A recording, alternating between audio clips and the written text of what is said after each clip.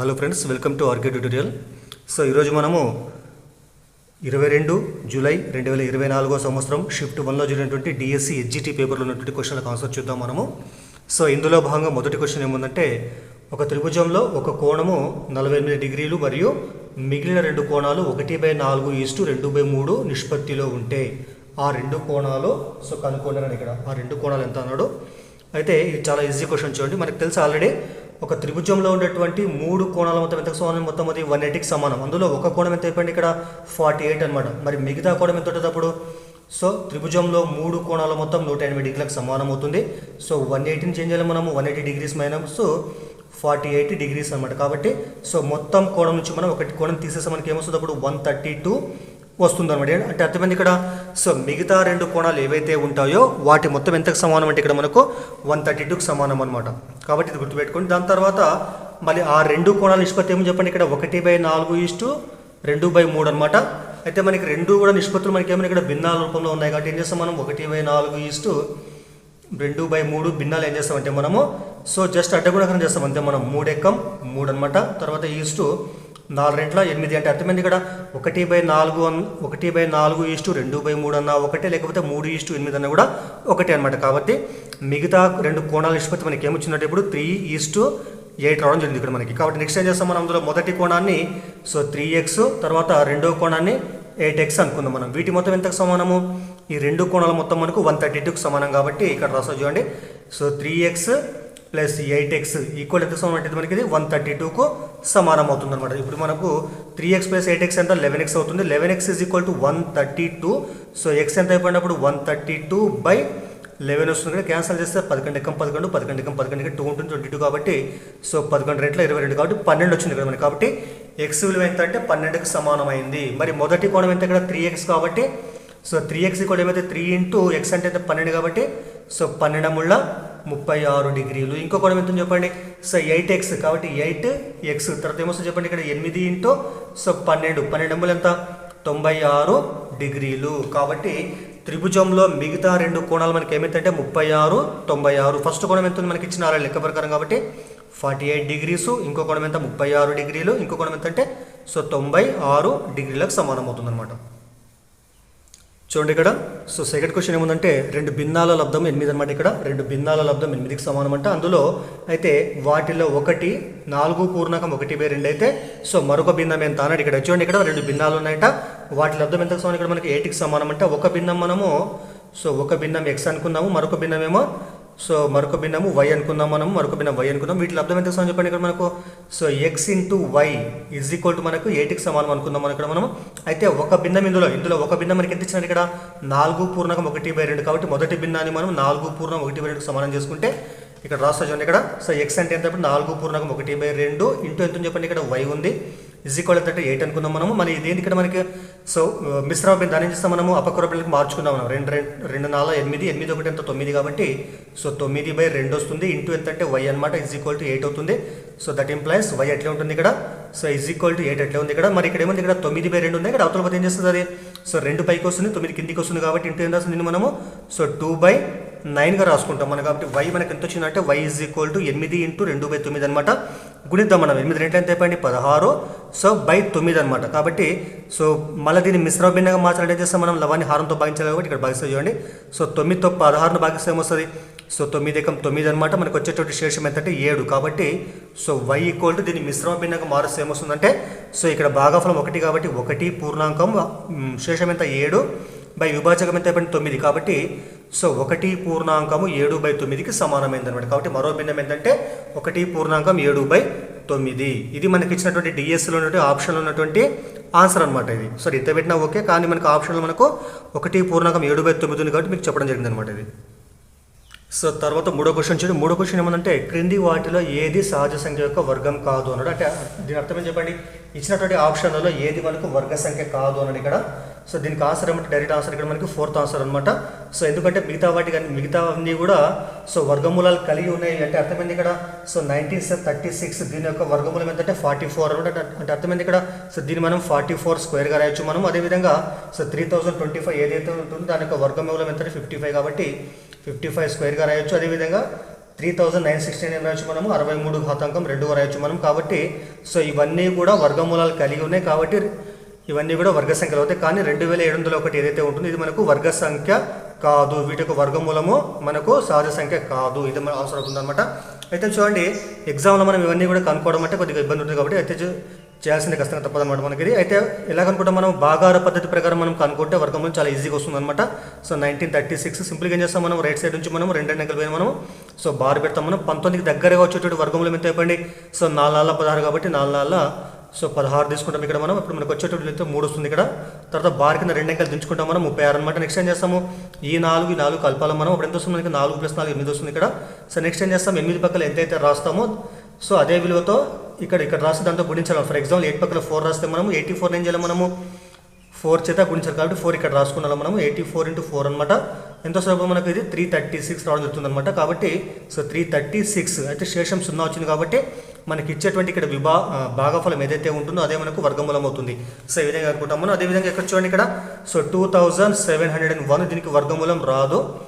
So ఇక్కడ bar పెట్టేస్తాం మనము. సో దీని దగ్గర వచ్చే వర్గమూలం చెప్పండి 5 కాబట్టి 5 5ల 25 ఇక్కడ మనకి 2 వస్తుంది 201 అనమాట. ఇక్కడ మనకు 5 కలిపి ఎంత వస్తుంది ఇక్కడ సో 10 వస్తుంది. మరి 10 పక్కల 0 రాస్తే ఏమొస్తుంది 100 100 × 0 0 వస్తుంది, అది తక్కువ అవుతుంది ఇక్కడ. సో 1 రాస్తే 101 1 ఎంత అయిపోయింది సో 101 వస్తుంది ఇక్కడ 100 మిగులుతుంది. అదే 102 రాస్తే 102 × 2 ఎంత వస్తుంది 204 వస్తుంది. కాబట్టి సో ఇది మనకు పరిపూర్ణ వర్గం కాదనమాట. కాబట్టి ఆప్షన్ మనకు 2701 సో పరిపూర్ణ వర్గ సంఖ్యగా కాదనమాట అది. సో తర్వాత నెక్స్ట్ 4th క్వశ్చన్ చూడండి. 4th క్వశ్చన్ ఏముందంటే 0.000729 యొక్క ఘనమూలం ఎంత అన్నట్టు, ఇక్కడ వర్గమూలం కాదు. సో ఘనమూలం ఎంత అన్నట్టు ఫస్ట్ ఏం చేస్తాం సింపుల్గా మనము. సో దీని ఆన్సర్ యాక్చువల్ మనకి 0.09కి సమానం అవుతుంది అనమాట. సో మీకు తెలిస్తే రాయొచ్చు, బట్ లేకుండా మనం చేసే పద్ధతి చూడండి ఒకసారి ఎట్లా చేస్తాం మనము. సో 0.000729 కదా. ఫస్ట్ దీని మనం అక్కడనే భిన్నంగా మార్చుకుందాం మనం. ఏమొస్తుంది చెప్పండి 729 ఎట్లా ఉంటుంది పైన ఇక్కడ. సో పాయింట్ పక్కన మనకి 6 అంకెలు ఇక్కడ ఉన్నాయి కాబట్టి ఏం చేస్తాం మనం 1 పక్కన మనము 6 సున్నాలు రాసుకుంటాం మనం. కాబట్టి సో దీన్ని మనం అక్కడనే భిన్నంగా రాస్తే ఏమొస్తుంది సో 729/1 పక్కల 6 సున్నాలు వస్తాయి ఈ విధంగా అనమాట. ఈ విధంగా రాస్తాము. తర్వాత 7 మనకు కావాల్సిన ఘనమూలం అంటే ఏం చేస్తాం మనం వీటికి 3 సమాన కారణాలు వచ్చే విధంగా రాసుకుంటూ పోతాం మనం. సో కాబట్టి వీటికి 3 సమాన కారణాలు ఏమొస్తాయి సో 9 × 9 × 9 అనమాట. 9 9 8 8 9 729 వస్తుంది. దీని ఏం చేస్తాం మనము ఇక్కడ చూడండి ఇక్కడ 1 6 సున్నాలు కాబట్టి ఏం చేస్తుంది దీన్ని మనము సో 100 రాసి 100 ఘాతాంకం లేకుంటే 100 × 100 × సో 100గా రాసుకుంటాం అన్నమాట మనం. దీని తర్వాత సో 9 × 9 అంటే 9 అంటే ఏమొస్తుంది చెప్పండి 9³ వస్తుంది. అదేవిధంగా తర్వాత సో 100 × 100 × 100 ఎంత చెప్పండి 100⁻³ వస్తుంది ఇక్కడ. దీన్ని ఏం రాస్తాం మళ్ళీ మనము 9/100⁻³ రాస్తాం అన్నమాట మనం. కాబట్టి సో దీని విధంగా ఘాతాంకం 3గా రాసుకుంటాం మనం. బట్ ఏం కావాలి మనకి వీటి ఘనమూలం కాబట్టి ఏం చేస్తాము అప్పుడు మనం so cube root of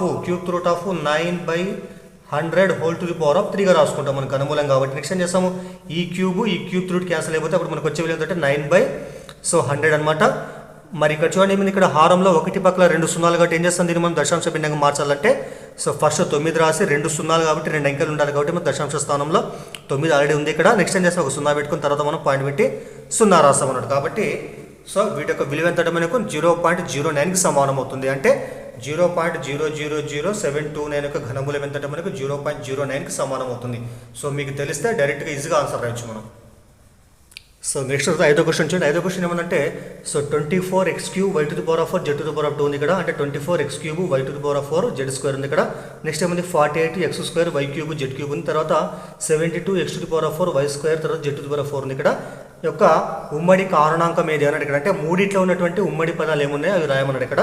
so first ఏమని చెప్పండి 24x³ సో y⁴ z⁴2 ఉంది ఇక్కడ. తర్వాత 48 ఉంది ఇక్కడ. 48x⁴2 తర్వాత y⁴3 తర్వాత z⁴3 ఉంది ఇక్కడ. తర్వాత అదేవిధంగా నెక్స్ట్ ఏముంది 72 తర్వాత x⁴4 తర్వాత సో y⁴2 తర్వాత z⁴4 ఉంది ఇక్కడ. చూడండి ఇక్కడ సో మనకి 3 పదాలలో కూడా ఫస్ట్ స్థిర పదం తీసుకుంటే 24 48 72 ఉంది ఇక్కడ. అంటే ఈ 24 యొక్క గుణిజాలు ఇవన్నీ కూడా సో 24 యొక్క 24 24 2 48 24 72 అనమాట. అంటే అర్థమైంది ఇక్కడ ఈ 24 అనేటువంటిది ఈ మూడిట్లో ఉంటుంది అనమాట. కాబట్టి సో 24 2 జా 24 3 జా అనమాట. కాబట్టి మూడిట్లో ఉమ్మడిగా ఉన్నటువంటి స్థిరపదం మనకి ఏమని చెప్పండి ఇక్కడ సో 24 ఉంది కాబట్టి 24 రాస్తున్నాను. తర్వాత చూడండి ఎక్స్లు చూస్తే మనకి ఏముంది ఇక్కడ x³ x² x⁴ అనమాట. అంటే సో మూడిట్లో ఉన్నటువంటి పదం ఏముంది మూడిట్లో ఉన్న విలువ మీకు ఏముంది x² ఉంది ఇక్కడ. ఇక్కడ ఒక x ఎక్కువ ఉంది, ఇక్కడ x ఇక్కడ తక్కువ 2 xలు ఎక్కువ ఉన్నాయి ఇక్కడ. కాబట్టి మూడిట్లో సమానం ఉన్నటువంటి ఎక్స్లు ఇక్కడ ఏముందంటే X square X square X square. కాబట్టి సో మూడిట్లో ఉమ్మడిగా ఉన్నటువంటి విలువ మనకి ఏముందంటే ఎక్స్ స్క్వేర్ ఉంది. సో తర్వాత వైలు తీసుకుంటే మనం y power 4 y power 3 y power 2 అనమాట. ఇక్కడ చిన్న విలువ ఏదైతే ఉంటుందో అది తీసుకుంటాం మనం. So y to the power of 2 కాబట్టి మూడిట్లో వై పవర్ 2 ఉంటుంది కాబట్టి వై పవర్ 2 తీసుకుంటాం. అదేవిధంగా జెడ్ తీసుకుంటే Z square Z cube Z 4 కాబట్టి జెడ్ స్క్వేర్ కూడా చిన్న విలువ కాబట్టి జెడ్ స్క్వేర్ తీసుకుంటాం మనం. కాబట్టి మూడిట్లో ఉన్నటువంటి ఉమ్మడి విలువలు మనకి ఏమవుతాయంటే so 24 x square y square z square. ఇది మనకు ఆన్సర్ అవుతుంది అనమాట. సో నెక్స్ట్ 6 లెక్క చూడండి. 6 లెక్క ఏముందంటే మొబైల్ ఫోన్ తయారీ కంపెనీ ఒక మొబైల్ ఫోన్ ధరను రూపాయలు 8,000గా నిర్ణయించింది. డిమాండ్ వల్ల దాని ధర మొదటి, రెండవ, మూడవ సంవత్సరాల్లో వరుసగా 4%, 5%, 8% చొప్పున పెంచబడింది. అయితే 3 సంవత్సరాల తర్వాత దాని యొక్క ధర ఎంత అన్నాడు, మొబైల్ ఫోన్ ధర ఎంత అన్నాడు. అయితే ఫస్ట్ ఏముంది ఇక్కడ, సో మనకు మొదటగా మొబైల్ ధర మనకి ఎంత ఉందంటే ఇక్కడ 8,000 రూపాయలు ఉందన్నమాట. అయితే ఏమైంది ఇక్కడ, సో ప్రతి సంవత్సరం కూడా అంటే అక్కడ ఫస్ట్ మనకి 8,000 ఉంది. దాని తర్వాత ఏమైంది, ఒక సంవత్సరానికి 4% పెంచింది. దాని తర్వాత మళ్ళీ ఏమైంది ఇక్కడ, ఆ పెంచిన ధర పైన ఆ కలిపి మొత్తం 8,000కి ఆ ధరను కలిపేసి మళ్ళీ ఏం చేసిన తర్వాత వాడు 5% అలా పెంచిన తర్వాత 8% పెంచింది అనమాట. కాబట్టి సో ఈ విధంగా ధరలు పెంచుతూ పోయినాడు ఇక్కడ 1, 2, 3 సంవత్సరాల తర్వాత. అయితే పెంచిన తర్వాత 3 సంవత్సరాల తర్వాత దానికి ఉన్నటువంటి ధర ఎంత అన్నాడు ఇక్కడ. అయితే చూడండి ఇక్కడ, సో ఇది మనకు చక్రవడ్డీ సూత్రం ప్రకారము ఇది లెక్కన చేస్తామన్నమాట. మనం చక్రవడ్డీ లెక్క ప్రకారం ఉంటుందన్నమాట. ఇది మనం తీసుకున్నటువంటి యొక్క మొబైల్ ధర ఏదైతే ఉందని మనము అసలుగా భావిస్తే ఇవన్నీ కూడా మనకు వడ్డీ రేట్ల ప్రకారం తీసుకుంటామన్నమాట మనము. కాబట్టి సో అసలు పి ఉన్నప్పుడు వడ్డీ రేటు మనకు సంవత్సరానికి మారుతూ ఉన్నప్పుడు సంవత్సరానికి వడ్డీ రేటు మనకు సో ఒక సంవత్సరం R1, ఇంకో సంవత్సరం R2, ఇంకో సంవత్సరం R3, ఈ విధంగా మనకు వడ్డీ రేట్లు మారుతున్నట్లయితే మరి 3 సంవత్సరాల తర్వాత వచ్చేటువంటి వడ్డీతో కలిపి మొత్తానికి సూత్రం ఏంటంటే యాక్చువల్గా సో ఏ ఈజ్ ఈక్వల్ ఏంటి అర్థమైంది ఇక్కడ మొత్తం అనమాట. ఈ మొత్తానికి ఫార్ములా ఏమంటే P ఇంటూ అసలు ఇంటూ 1 ప్లస్ మొదటి సంవత్సరం వడ్డీ rate by 100 P into 1 plus R by 100 తర్వాత into so 1 plus R2 by 100 రెండో వడ్డీ రేటు బై 100. ఇక్కడ ఇంకేం చెప్పండి ఇక్కడ తర్వాత 1 ప్లస్ R3 బై 100 ఈ సూత్రం ప్రకారం చేస్తూ పోతాం మనము. సో విడివిడిగా చేయడం చాలా ఇబ్బంది అనమాట అది. సో అందుకోసం ఏం చేస్తాం మనం, ఈ సూత్రం ప్రకారం దీనికి అనుకుంటామన్నమాట మనం. అయితే చూడండి ఇక్కడ మనకి ఇచ్చినటువంటి ధర ఏదైతే ఉందో ఫస్ట్ మనం P అనుకుంటాం. మనం P అంటే ఎంత చెప్పండి ఇక్కడ 8,000 రూపాయలు అనమాట. R1 అంటే ఎంత చెప్పండి 4%, R2 అంటే 5%, R3 అంటే 8%. ఇలా ప్రతిక్షేపిద్దాం మనము. So capital A is equal to P అంటే ఎంత 8,000 రూపాయలు. సో ఇంటూ 1 ప్లస్ R అంటే ఎంత ఇక్కడ 4/100 తర్వాత సో 1 ప్లస్ 5/100 సో తర్వాత 1 ప్లస్ 8/100 అనమాట. తర్వాత సో వీటి సూక్ష్మీకరణ చేయాలి. ఏ ఈజ్ ఈక్వల్ టు సో 8,000 తర్వాత కాసాకర్త ఏమొస్తుంది సో 100 ఇంటూ 1 100, 100 ప్లస్ 4 104/100. సో దాని తర్వాత ఏమొస్తుంది చెప్పండి 100 ఇంటూ 1 100 ప్లస్ 5 ఎంత 105/100. సో దాని తర్వాత 100 ఇంటూ 1 100 ప్లస్ 8 108/100 అనమాట. సో ఇవన్నీ కూడా సూక్ష్మీకరిస్తే క్యాన్సల్ చేసుకుని గుణిస్తే మనకు వచ్చేటటువంటి విలువ ఏంటంటే మనకు so capital A is equal to so 9,434.88 వస్తుంది అనమాట. అంటే 3 సంవత్సరాల తర్వాత మనకు వచ్చేటటువంటి మొత్తం ధర ఏంటంటే 9,434.88 సో రూపాయలు అనమాట. అంటే ప్రతి సంవత్సరం 4%, 5%, 8% పెంచితే సో చివరిగా మనకు 3 సంవత్సరాల తర్వాత ఉండేటువంటి ధర ఏంటంటే 9,434.88. సూత్రం మాత్రం ఈ సూత్రం ప్రకారం చేసుకుంటూ పోతాం మనం. ఇవన్నీ సూక్ష్మీకరణ అంటే కొద్దిగా సో 0 క్యాన్సిల్ చేస్తాం ఇక్కడ క్యాన్సిల్ చేసి ఇంటూ చేసి దాన్ని వచ్చినటువంటి విలువని సో మిగతా హారంతో భాగిస్తే వచ్చేటువంటిది ఆన్సర్ అనమాట ఇది. సో తర్వాత నెక్స్ట్ 7th క్వశ్చన్ చూడండి. 7th ఏముందంటే చాలా ఈజీ క్వశ్చన్ చూడండి. ఇది ఏమిచ్చింది ఇక్కడ, క్రింది వాటిలో 3D ఆకారం ఏది అన్నాడు. 3D ఆకారం అంటే అర్థమైంది 3 డైమెన్షన్ అనమాట. 3 డైమెన్షన్ అంటే సో 3D వస్తువు అంటారు. 3D వస్తువు అంటే అర్థమైంది ఇక్కడ 3 పరిమాణ వస్తువు అన్నారు. అంటే 3 కొలతలు ఉండే వాటి యాక్చువల్గా ఆ కొలతలు ఏమంటే పొడవు, వెడల్పు, ఎత్తు అనమాట. పొడవు, వెడల్పు, ఎత్తు ఉన్నటువంటి వస్తువులు ఏమంటారంటే సో 3D ఆకారం అని అంటారు. కేవలం పొడవు, వెడల్పు మాత్రమే ఆ వస్తువులు ఏమంటారంటే సో 2D వస్తువు అని అంటారు. ద్విపరిమాణ వస్తువు, ద్విపరిమాణ వస్తువు అంటే 2D వస్తువు. సో త్రిపరిమాణ వస్తువు అంటే 3D వస్తువు అనమాట. ఇక్కడ చూడండి ఇక్కడ సో ఫస్ట్, సెకండ్, థర్డ్ ఏముందంటే ఇక్కడ పంచభుజి మనకి ఆకారం ఉంటుంది. పంచభుజి మనకి ఏమంటే మనకి అది 2D వస్తువు అనమాట. అంటే వాటికి సో ఒకటి గుర్తుపెట్టుకొని సింపుల్గా చెప్పాలి ఏమంటే ఏదైనా వస్తువుకు మందము కలిగి ఉంటే దాని ఏమంటారంటే సో 3D వస్తువు అంటారు. మందము లేదా ఎత్తు కలిగి ఉన్నటువంటి వస్తువులు ఏమంటారంటే 3D వస్తువులు అంటారు. సో మందము లేదా ఎత్తు కలిగి ఉన్నటువంటి వస్తువులు ఏమంటారంటే 2D వస్తువు అంటారు. కాబట్టి పంచభుజికి మందం ఉండడం మనం సమతలం పైన దాన్ని ఈజీగా గీయగలం కాబట్టి సో ఇది 2D వస్తువు అనమాట. కాబట్టి ఇది ఆన్సర్ కాదు. దీర్ఘ చతురస్రం ఇది కూడా 2D వస్తువు కాబట్టి ఇది కూడా మనకు సో 3D వస్తువు కాదు, ఆన్సర్ కాదు. ఇది కూడా వృత్తం కూడా మనకు 2D వస్తువు, ఇది కూడా కాదు మనకు. తర్వాత పిరమిడ్ అనేది ఖచ్చితంగా ఏముంటుంది ఇక్కడ మందం కలిగి ఉంటుంది. మనం త్రిభుజాకార పిరమిడ్ తీసుకుంటే పైన శీర్షం ఉంటుంది ఇక్కడ. సో కాబట్టి ఈ విధంగా ఉంటుంది. మందం ఉంది కాబట్టి వీటిని ఏమంటారంటే సో 3D వస్తువు అని అంటారు అనమాట. కాబట్టి మనకు ఆన్సర్ ఏమంటే 4th ఆన్సర్ పిరమిడ్ 3D వస్తువు అవుతుంది అనమాట. సో తర్వాత ఎయిత్ క్వశ్చన్ చూడండి. ఎయిత్ క్వశ్చన్ ఏమంటే దీర్ఘ చతురస్రం యొక్క భుజాలు 11:5 11:5 నిష్పత్తిలో ఉన్నాయి. దీర్ఘ చతురస్రం యొక్క చుట్టుకొలత 160 చదరపు సెంటీమీటర్లు అయితే దీర్ఘ చతురస్రం యొక్క వైశాల్యం ఎంత అన్నాడు ఇక్కడ. అయితే చూడండి దీర్ఘ చతురస్ర భుజాలు అంటే ఏం చెప్పండి, పొడవు వెడల్పు కాబట్టి సో L/B మనకి ఎంత ఉన్నట్టు ఇక్కడ సో 11:5 ఉందన్నమాట. దాని నుంచి ఏమొస్తుంది ఇక్కడ మనకు నిష్పత్తి పోవడం చేస్తాం మనము. L = మనము 11x అని రాసుకుంటాం. తర్వాత B ఎంత అంటే వెడల్పు ఎంత అంటే మనకు 5x అని రాసుకుంటాం అనమాట. అయితే వీటి చుట్టుకొలత ఎంత చెప్పండి ఇక్కడ 160 అనమాట. కాబట్టి సో దీర్ఘ చతురస్రం యొక్క చుట్టుకొలత ఫార్ములా 2 × L + B 2 × పొడవు ప్లస్ వెడల్పు ఎంత సమానం, మొత్తం ఇది 160కి సమానం. 160 రాస్తుంది ఇక్కడ.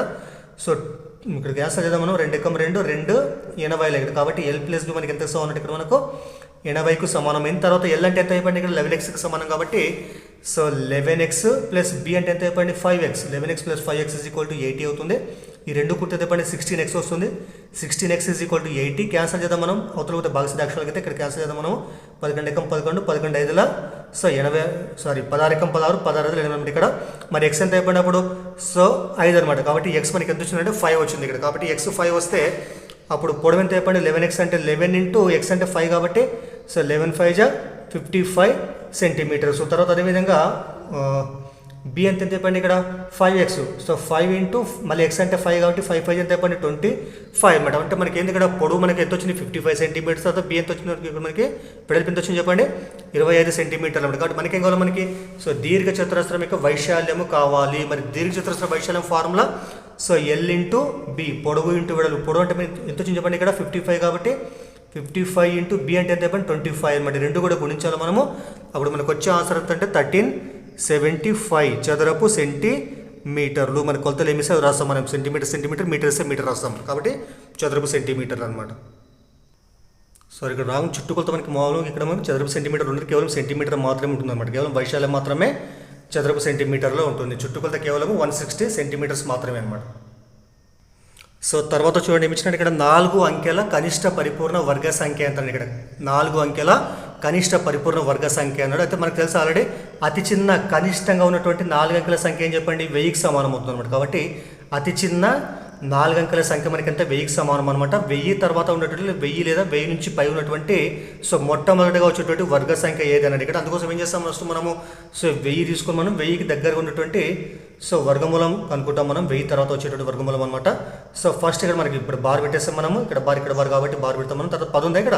సో 10కి దగ్గరకు వచ్చే వర్గమూలం ఎంత చెప్పండి సో 9 కాబట్టి 3 ఎక్కడ తీసుకుంటే 3 3 9 ఇక్కడ మనకి ఎంత ఉంటుంది ఇక్కడ 100 ఉంటుంది ఇక్కడ.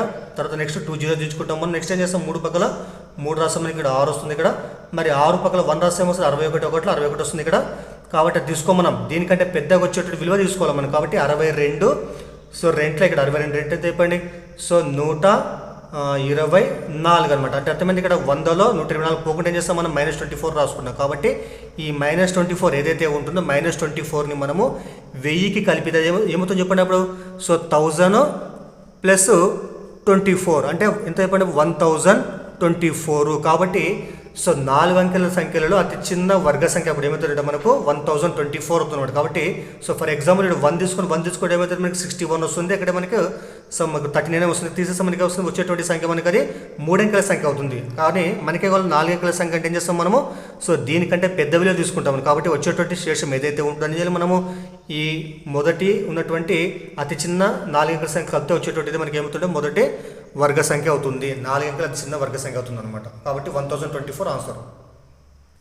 సో నెక్స్ట్ 10వ క్వశ్చన్ చూడండి. ఇది కూడా చాలా ఈజీ క్వశ్చన్ మీకు తెలుసు ఆల్రెడీ ఇది. సో దేని ప్రకారం చెప్పండి ఇది A - B హోల్ స్క్వేర్ సూత్రం ప్రకారం ఉంది. కాబట్టి A - B whole square formula చెప్పండి A² + B² - 2AB ప్రకారం చేస్తాం మనము. ఇక్కడ కంపేర్ చేసుకుంటే ఏముంది ఇక్కడ 4A - 3B హోల్ స్క్వేర్ ఉంది. కాబట్టి A అంటే 4A కాబట్టి ఏం రాస్తే ఇక్కడ మనం 4A² తర్వాత B అంటే ఎంత 3B కాబట్టి 3B² తర్వాత -2AB 2 × 4A B అంటే ఎంత చెప్పండి 3B కాబట్టి 3B రాస్తుంది ఇక్కడ. ఇక్కడ మనం వర్గం చేస్తే 4A² అంటే ఎంత 16A² ప్లస్ ఇదంతా ఇక్కడ 9B² మైనస్ ఇక్కడ 2 4 8 8 3 సో 24 A × B కాబట్టి AB అనమాట. కాబట్టి ఆన్సర్ ఏమొస్తుందంటే మనకు 16A² plus 9B² minus 24 AB ఇది ఆన్సర్ అవుతుంది అనమాట. సో తర్వాత నెక్స్ట్ 11th క్వశ్చన్ చూడండి. 11th క్వశ్చన్ ఏమంటే ఒక 3D వస్తువుకు 12 శీర్షాలు మరియు 20 ముఖాలు ఉంటే ఆ వస్తువుకు గల అంచుల సంఖ్య ఎంత ఇక్కడ. అయితే దేని ప్రకారం చేస్తాం మనం ఇది మనకు ఒక సూత్రం ఉంటుంది. అదేమంటే 8th క్లాస్లో ఉంటుంది అనమాట. ఇది ఆయిలర్ సూత్రం అనమాట. ఆయిలర్ సూత్రం ఏంటంటే F plus V is equal to ఈ ప్లస్ టూ అనమాట. F plus V is equal to ఈ ప్లస్ టూ చాలా ఇంపార్టెంట్ సూత్రం, గుర్తుపెట్టుకోవాలి మీరు ఇది. ఇక్కడ ఎఫ్ అంటే ఏం చెప్పండి, ఎఫ్ అంటే ఫేసెస్ అనమాట, అంటే అర్థమైంది ఇక్కడ ముఖాలు అనమాట.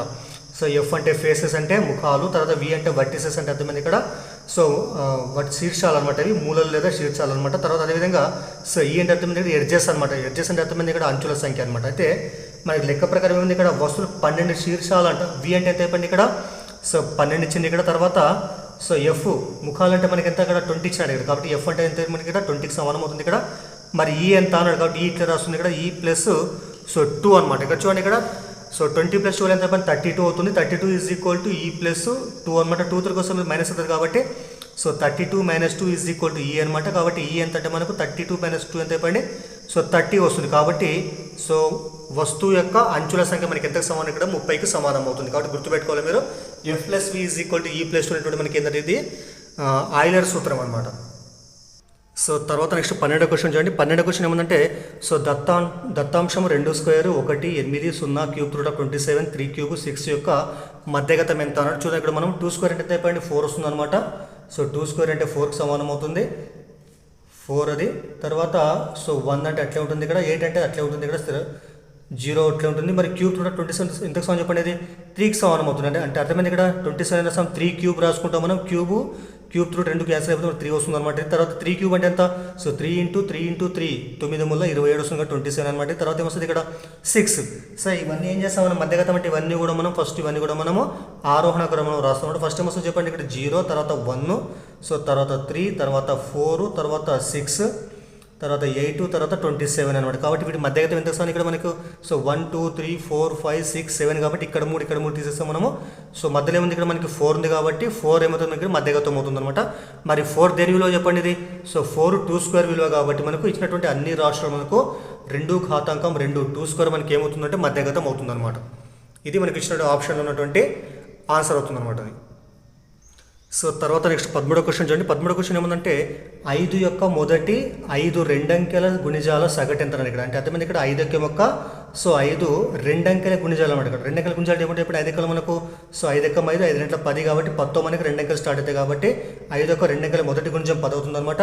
సో రెండో రెండంకెల గుణిజం ఏమవుతుందో చెప్పండి సో 5 15, తర్వాత 5 3 15, 5 4 20, 5 5 25, సో 5 6 30. ఇదేం చెప్పండి అంటే 5 యొక్క రెండంకెల మొదటి 5 గుణిజాలు అనమాట ఇవి. కాబట్టి వీటి సగటు ఎంత అన్నాడు. మరి సగటు ఫార్ములా ఏం చెప్పండి, రాశుల మొత్తం మీద రాశుల సంఖ్య కాబట్టి 10 + 15 + 20 + 25 + 30/5కి సమానం అవుతుంది. కాబట్టి ఎక్స్ బార్ అంటే మనకు ఇవన్నీ అనమాట ఇక్కడ. అయితే చూడండి ఇక్కడ ఇచ్చినటువంటి రాశులు అన్నీ కూడా మనకి ఎట్లున్నాయి, ఇవన్నీ కూడా మనకు వీటి మధ్య తేడా సమానంగా ఉంది. అంటే ఇవన్నీ కూడా మనకు అంక శ్రేణిలో ఉన్నాయి. కాబట్టి సింపుల్గా ఏం చేయొచ్చు మనం ఈ విధంగా ఇవన్నీ కూడా అంక శ్రేణిలో ఉన్నప్పుడు ఇచ్చినటువంటి రాశులలో మధ్యలో ఏదైతే విలువ వస్తుందో అదే మనకు సగటు అవుతుంది అనమాట. కాబట్టి మనకు ఆన్సర్ ఏమంటే 20 వస్తుంది అనమాట. అయినా కూడా మీ ఇష్టం, ఇట్లా లేకుండా మనకి మామూలుగా కూడి కూడా చేయొచ్చు మనం. ఈ మొత్తం కూడితే మనకు వచ్చే విలువ ఏంటంటే 100 వస్తుంది అనమాట. 100/5 క్యాన్సల్ చేసే వస్తుంది చెప్పండి 5 × 5 5 × 10 5 వస్తుంది కాబట్టి 20 వచ్చినాడు. కాబట్టి సో అంక శ్రేణిలో ఉన్నప్పుడు మధ్య విలువ మనకి 20 ఉంది కాబట్టి 20 మనకు సగటు అవుతుంది. లేకపోతే మనం కలిపి చేస్తే కూడా మనకు వచ్చినట్టు ఆన్సర్ ఏంటంటే 20 వచ్చింది. కాబట్టి సో ఆన్సర్ ఏమంటే మనకు 20 అవుతుంది అనమాట. సో తర్వాత నెక్స్ట్ 14వ క్వశ్చన్ చూడండి. 14వ క్వశ్చన్ ఏమందంటే ఒక సంఖ్యను 30% పెంచితే అది 234 అవుతుందంట. అయితే ఆ సంఖ్య ఎంత అన్నాడు. ఫస్ట్ ఏమనుకుంటాం మనము మనకు కావాల్సిన సంఖ్య ఏదైతే ఉందో దాన్ని ఫస్ట్ మనం ఎక్స్ అనుకున్నాం. మనకు కావాల్సిన సంఖ్య సో ఫస్ట్ ఎక్స్ అనుకున్నాం మనము. ఎక్స్కి ఎంత కలపాలి మనం 30% పెంచాలంట మనం. కాబట్టి ఎక్స్ ప్లస్ 30% ఆఫ్ ఎక్స్ అనమాట. ఎక్స్ ప్లస్ 30% ఆఫ్ ఎక్స్ అనమాట. ఈ మొత్తం రెండు కూడితే మనకి ఎంత వస్తుంది చెప్పినప్పుడు 234 వస్తుంది అనమాట. కాబట్టి ఎక్స్ ప్లస్ 30% ఆఫ్ ఎక్స్ అంటే ఏం రాస్తాం మనము సో ఎక్స్ × 30% అంటే యాక్చువల్గా అర్థమైంది 30/100 అనమాట. ఈ విధంగా రాస్తాం మనం. తర్వాత ఈజ్ ఈక్వల్ అంటే 234 అంటే X plus 30% of X is equal 234. X plus 30% of X అంటే అర్థమైంది ఎక్స్ × 30% అంటే అర్థమైంది కదా 30/100 రాస్తాం ఈ విధంగా అనమాట. ఇప్పుడు క్యాన్సల్ చేస్తాం మనము. సో 10 × 30 10 10 100 అనమాట. అప్పుడు మనకు వచ్చే విలువ ఎంతంటే X plus 3 × x 3x/10 equal ఎంతంటే 234. ఇక్కడ 234 అనమాట. 234. ఇప్పుడు మనకి ఇటు కాసాగత ఏమొస్తుంది చెప్పండి కింద హారం ఏమిటో 1 ఉంటుంది ఇక్కడ కాబట్టి 1 ఇక్కడ. సో 1 10 10 అంటే కూడా కలిస్తే 10 × x 10x 1 × 3x 3x అనమాట. మరి 10x + 3x అంటే ఎప్పుడు మొత్తం 13x ఈజ్ ఈక్వల్ ఎంత మనకు 34 అవుతుంది అనమాట. మరి ఎక్స్ కావాలా మనకు, ఎక్స్ కూడా ఏమొస్తుంది చెప్పండి అప్పుడు. సో 234 ఎవరితో ఏం చేస్తుంది, గుణిస్తుంది కాబట్టి ఇంటూ 10, 13 తొలగిస్తే భాగిస్తుంది కాబట్టి బై 13 అనమాట. ఇక్కడ క్యాన్సిల్ చేద్దాం మనము. సో 13 ఎక్కం 13, 13 ఎక్కం 13, ఇక్కడ ఎంత ఉంటుంది ఇక్కడ. సో 10 ఉంటుంది, 10 పక్కన 4 వస్తుంది 104. సో 13 ఎంబుల 104 అనమాట. కాబట్టి 18 ఇంటూ 10 మొత్తం ఏంటంటే మనకు 180కి సమానం అవుతుంది. కాబట్టి మనకు కావాల్సిన సంఖ్య ఏంటంటే 180కి సమానం అవుతుంది. ఇలా చేయొచ్చు మనము. సో లేదంటే సింపుల్గా ఇంకోలాగా ఎలా చేస్తామంటే మనము ఒక సంఖ్యలో 30% పెంచిందంటే అంటే అర్థమైంది. ఇక్కడ మనకు కావాల్సిన సంఖ్య ఫస్ట్ మనం 100% అనుకుందాం మనము. మరి 100% సరే. సో ఒక సంఖ్య ఫస్ట్ 100% అనుకోండి, 100% 30% పెంచిందంటే అర్థమైంది ఇక్కడ 130% అనమాట. 130% సమానది. సో 234కి సమానం అవుతుంది అనమాట. అంటే 30% పెంచితే 234కి సమానం. కానీ మనకేం కావాలి, మనకి 100% సంఖ్య కావాలి మనకి. కాబట్టి 100% సో ఎంత అంటే దాన్ని ఎక్స్ అనుకుందాం మనం. అటు కూడా చేసే వస్తుంది చెప్పండి. సో ఎక్స్ ఇంటూ 130, 130 ఎక్స్ అనమాట. సో 130 ఇంటూ ఎక్స్ ఈజ్ కూడా ఏమొస్తుంది 100 ఇంటూ 234, 100 ఇంటూ సో 234 అనమాట. మరి 130 అక్కడ వచ్చేసి భాగిస్తుంది కాబట్టి ఎక్స్ ఈజ్ కూడా ఎంతంటే సో 100 ఇంటూ 234 బై 130. కాబట్టి 0 0 క్యాన్సిల్ ఇక్కడ మళ్ళీ. సో 13 ఎకం 13, సో 18 ఇక్కడ 18 ఇంటూ 18 చెప్పండి 180. కాబట్టి ఎక్స్ ఈజ్ కూడా ఎంతంటే 180. ఇలా కూడా చేయొచ్చు అనమాట, గుర్తుపెట్టుకోండి. సో 30% పెంచిందంటే అర్థమైంది. ఇక్కడ ఫస్ట్ మనం సంఖ్య 100% అనుకుంటాం మనము. సో 100 + 30 ఎంత 130. కాబట్టి 130% మనకు 234కి సమానం అవుతుంది. అంటే 100% ఎంత మనకు కావాల్సింది ఇదే కాబట్టి 100% ఎంత అనుకుంటాం మనం. సో దాన్ని ఎక్స్ అనుకుంటాం. కాబట్టి అడ్డగుణకం చేసి మనకి సింపుల్గా ఆన్సర్ వస్తుంది అనమాట. సో తర్వాత 10వ క్వశ్చన్ ఏముందంటే a + b = 12 అంట, మరి a - b = 4 అంట.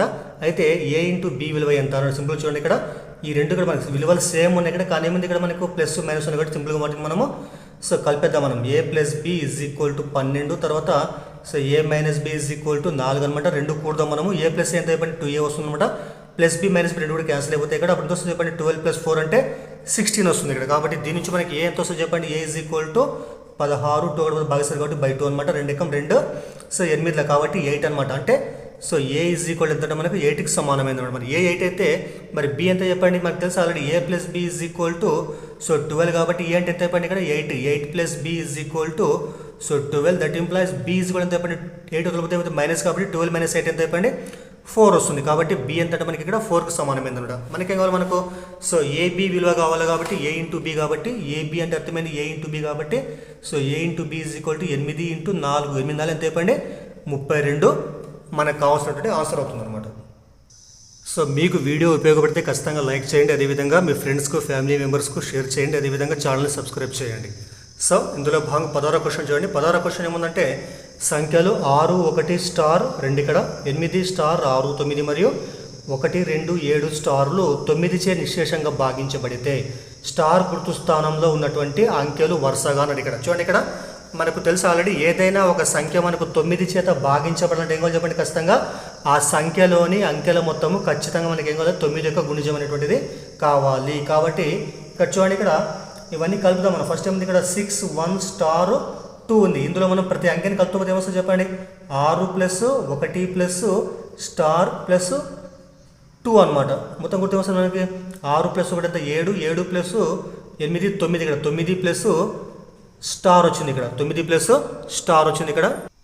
అంటే చూడండి, ఇక్కడ మనం 9 ప్లస్ స్టార్ అంటే అర్థం ఇక్కడ 9 అనేది మనకి ఏమైంది ఇక్కడ ఆల్రెడీ 9గా గుణిజం అయింది. కాబట్టి 9కి మనము సో స్టార్ స్థానంలో మనం 0 అన్న రాయొచ్చు. 0 రాస్తే ఏమొస్తుంది 9 + 0 అంటే 9 వస్తుంది. అది కూడా 9తో భాగించబడుతుంది. లేదంటే సో స్టార్ స్థానంలో నెక్స్ట్ ఏం చేస్తాం మనం 9 అని రాయొచ్చు మనం. కాబట్టి ఈ స్టార్ స్థానంలో మనం 0 కానీ 9 కానీ రాయొచ్చు మనం. అప్పుడు ఏమవుతుంది అది సో ఇచ్చినటువంటి సంఖ్య మనకు 9 చేత భాగించబడుతుంది. కాబట్టి మొదటి విలువలో మనకు స్టార్ స్థానంలో ఏమొస్తుంది మనకి ఇక్కడ 0 కానీ 9 కానీ రావచ్చు అనమాట. తర్వాత సెకండ్ ఏమని చెప్పండి ఇక్కడ. తర్వాత సెకండ్ ఏముందంటే 8 స్టార్ 6 స్టార్ 8 స్టార్ 6 9 అనమాట. ఇక్కడ రాసు చూడండి ఇక్కడ. సో 8 తర్వాత స్టార్ మార్కు తర్వాత 6 తర్వాత 9 అనమాట. ఇక్కడ కలుద్దాం ఇవన్నీ కూడా మనము. సో 8 ప్లస్ స్టార్ తర్వాత ప్లస్ 6 ప్లస్ సో 9 అనమాట. మొత్తం పూర్తి ఏమొస్తుంది చెప్పండి. సో 8 + 6 14, 14 + 9 ఎంత చెప్పండి 20. సో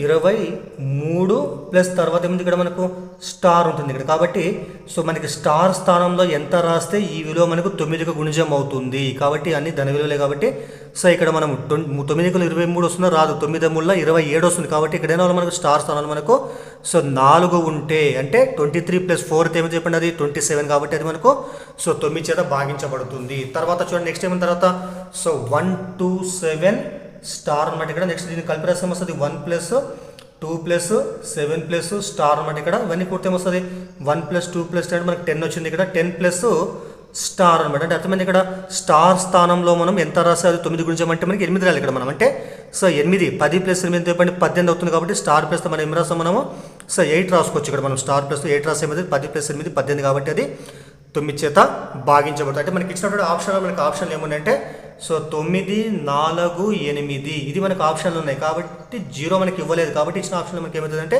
సో 9, 4, 8 అనేటువంటి మనకు వరుసగా ఉన్నటువంటి అంకెలు అవుతాయి.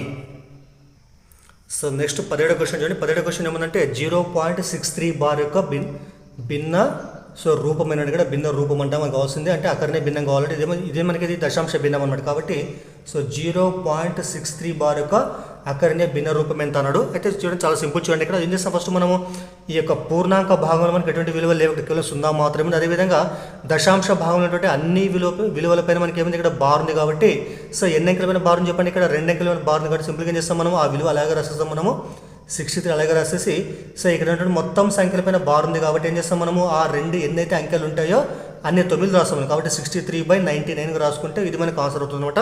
వీటిని క్యాన్సల్ చేస్తే ఏమొస్తుంది సో 9 × 63 9 11 99 కాబట్టి 7/11 అవుతుంది. అంటే 0.63 విలువ ఎంత అంటే మనకు 7/11కి సమానం అవుతుంది. సో లేదంటే మనం ఒక మెథడ్ ప్రకారం చేస్తే ఏమొస్తుంది చెప్పండి. x ఫస్ట్ ఏమనుకుంటాం మనం 0.63 బార్ అనుకుంటాం మనము. ఇందులో సో బార్ కింద మనకున్నట్టు విలువలు ఏమంటే ఇక్కడ అవధి అంటారు కాబట్టి అవధి అని మనకి ఎంత చెప్పండి. ఇక్కడ అవధి మనకు సో 2 ఉంది. అవధి మనకు 2 అవధి అంటే ఇక్కడ మనకు బార్ కింద మనకి ఎన్నైతే అంకెలు ఉంటాయో ఆ విలువలు ఏమంటారంటే అవధి అంటారు కాబట్టి మనకు అవధి మనకి ఎంత ఇక్కడ 2 కాబట్టి ఏం చేస్తాం మనము సో 2 ఉంది కాబట్టి ఏం చేస్తాం మనం దీన్ని మనము సో ఫస్ట్ దీన్ని విడిగుడు రాద్దాం మనం. x = 0.63 బార్ అంటే అర్థమైంది యాక్చువల్గా 63 అలాగే వస్తుంది అనమాట. ఇది మరి బార్ కింద మనకి 2 అంకెలు కట్టి ఏం చేస్తాం మనం 1 పక్కల 2 సున్నాలు వచ్చే విధంగా ఇరువైపులో కూడా మనము సో ఏం చేస్తాం దీన్ని మనము 100 చేత గుణిస్తాము. 100 చే గుణించగా గుణిస్తే ఏమొస్తుంది చెప్పండి అప్పుడు సో 100 × x ఇక్కడ ఏమొస్తుంది 100 × ఈ మొత్తం గుణిస్తే ఏమొస్తుంది 0.63 డాష్ అనమాట ఇక్కడ. మరి 100 × x అని చెప్పండి 100x. ఇక్కడ 100తో గుణిస్తే ఏమొస్తుంది చెప్పండి పాయింట్ ఏమైతే ఇక్కడ 100తో గుణిస్తే మనం 1 పక్కల 2 సున్నాలు కట్ ఏం చేస్తాం మనము ఈ పాయింట్ ఏమవుతుంది 2 స్థానాలు ముందుకు జరుగుతుంది ఇక్కడ అంటే కుడి వైపు జరుగుతుంది అనమాట. అప్పుడు ఏమొస్తుంది చెప్పండి 63 పక్కల మనం పాయింట్ పెట్టేసి నెక్స్ట్ ఏం చేస్తాం మిగతా అర్థం రాసుకోవడం పోతాం మనం 63 డాష్ ఇక్కడ మనం. అంటే అర్థమైంది ఇక్కడ సో 1 పక్కల మనకి ఎన్నైతే సున్నాలు దాంతో గుణిస్తే ఏమవుతుందో మనకి పాయింట్ అనేటువంటి మనకి ఇక్కడ కుడివైపుకు 2 స్థానాలు ముందుకు జరుగుతుంది ఇక్కడ. అంటే పాయింట్ ఎక్కడ వస్తుంది ఇక్కడ నుంచి ఇక్కడికి వస్తుంది అనమాట. ఎందుకంటే 2 సున్నాలు కాబట్టి ఈ 100 తీసేస్తాం తర్వాత మనం నెక్స్ట్ ఏం చేస్తాము సో దీని నుంచి x విలువ ఏదైతే ఉంటుందో దాన్ని మనం మైనస్ చేయాలి మనం -x ఇక్కడ ఎంతంటే సో పాయింట్ కింద పాయింట్ రావాలి కాబట్టి పాయింట్ కింద పాయింట్ వస్తే ఇక్కడ ఏమని చెప్పండి మొదటి స్థానంలో ఇక్కడ 0 కాబట్టి 0 ఇక్కడ మిగతావన్నీ కూడా సేమ్ ఉన్నాయి కాబట్టి 63 అంటే రాస్తాం మనము. సో మైనస్ చేస్తే ఏమొస్తుంది చెప్పండి 100x - 1x అని చెప్పండి 99x = ఇక్కడ తీస్తే ఇవన్నీ సేమ్ కాబట్టి క్యాన్సిల్ అయిపోతాయి. అప్పుడు ఏమొస్తుంది చెప్పండి 63 - 0 అంటే 63 వస్తుంది. సో x ఎంత చెప్పండి అప్పుడు ఈ 63 అవతల పోతే 99 భాగిస్తుంది కాబట్టి 99 అనమాట. క్యాన్సిల్ చేస్తే ఏమొస్తుంది సో 9 × 9 11 కాబట్టి 7/11. x అంటే ఏం చెప్పండి x అంటే యాక్చువల్గా ఏమనుకున్నాం మనము సో 0.63 బార్ కాబట్టి 0.63 బార్ ఇక్కడ ఎంత మనకు 7/11కు సమానం అవుతుంది. ఇలా కూడా గుర్తుపెట్టుకోవచ్చు మనం. సో తర్వాత 18 క్వశ్చన్ చూడండి. 18 క్వశ్చన్ ఏముందంటే 18వ క్వశ్చన్ అధిక కోణ సమద్విబాహు త్రిభుజం యొక్క అల్ప కోణం 30 డిగ్రీలు అయితే అధిక కోణము విలువ ఎంత అన్నాడు. సో దీనికి ఆన్సర్ నేను చెప్పండి దీనికి ఆన్సర్ మీరే చేయాలి. సో అధిక కోణ సమద్విబాహు త్రిభుజం అంటే అర్థమైంది ఇక్కడ ఒక త్రిభుజంలో 2 భుజాలు సమానంగా ఉంటాయి. దీని ఏమంటారంటే సమద్విబాహు త్రిభుజం అనమాట. ఇందులో ఒక కోణం మనకి ఎంత చెప్పండి ఇక్కడ సో అధిక కోణం ఉందంట. అయితే సో అందులో అల్పకోణం ఎంత అంటే ఒక అల్పకోణం ఎంత 30 డిగ్రీలు అంట. అయితే మరో అల్పకోణం ఎంత తర్వాత అదేవిధంగా అధిక కోణం కూడా ఎంత అన్నది ఇక్కడ కాబట్టి అధిక కోణం విలువను మీరు కామెంట్ చేయండి. ఓకే సో దయచేసి వీడియోని లైక్ చేయండి, షేర్ చేయండి, అదేవిధంగా ఛానల్ సబ్స్క్రైబ్ చేయండి. Thank you. సో మిగతా పేపర్లు మళ్ళీ నెక్స్ట్ వీడియోలో చెప్పుకుందాం మనం.